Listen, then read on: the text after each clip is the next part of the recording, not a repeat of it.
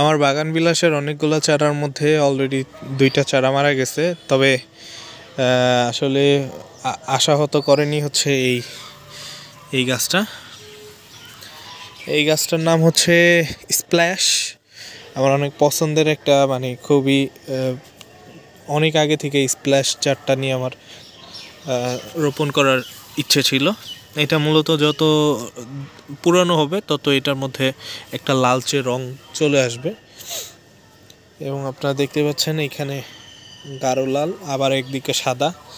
আসলে এই ফুলটার মধ্যেই 2টা রং হয়। আর এইদিকে আমাদের রয়েছে ফায়ার অপোলা, সম্ভবত এটা টোটালি পুরোপুরি হলুদ। এবং আমি মূলত আমার এই বর্তমান ছাদে যেই আপনারা দেখতে পাচ্ছেন যে 6টি আমার এখানে বাগান বিলাস আছে, 6টাই কিন্তু একটু ডিফারেন্ট। আমরা লোকালি যেই ফুলগুলো দেখে থাকি একবারে লাল, মানে আমি একটু চেষ্টা করেছি একটু রেয়ার ভ্যারাইটিগুলো কালেক্ট করার, অল্প দামে যেই ভ্যারাইটিগুলো পাওয়া যায় সেই ভ্যারাইটিগুলো কালেক্ট করার। আশা করতেছি যে এই ফুলগুলো যদিও এইবার তাদের সেট আপ বা গাছের গঠন সুন্দর না, তাও ফুলটা টেস্ট করার জন্য এবার মূলত এই চারাগুলো একটু পরিচর্যা করা।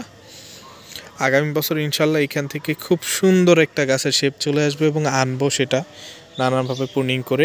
এই গাছটা কিন্তু এবার ফুল নিব না, কারণ এটা শেপ অলরেডি নষ্ট হয়ে গেছিলো, এটা কাটা প্রুনিং করে দিয়েছি।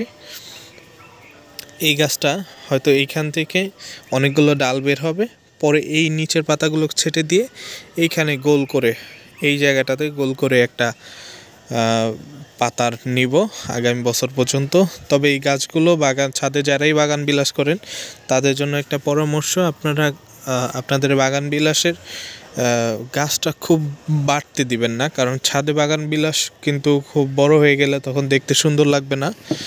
আর ছাদের সৌন্দর্য আসলে মূলত ছোট্ট পরিসরে বনসাই আকৃতির বাগান বিলাস।